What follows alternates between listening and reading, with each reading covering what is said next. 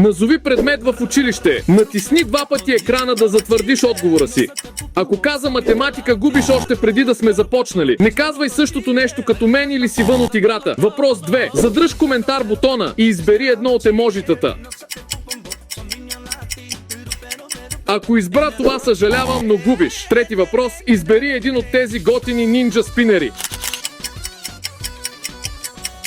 Аз избирам жълтия метален спинер. Ако и ти искаш такъв як спинер, поръчай сега през линка в биото ни и утре ще е при теб. Четвърти въпрос. Кой е първият човек, който ти излиза като натиснеш бутона за споделяне и после още?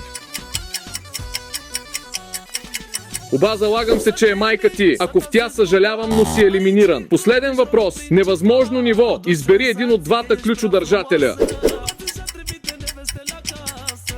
Аз избирам този на Левски. Коментирай успя ли да минеш теста успешно. А за най-яките ключодържатели в България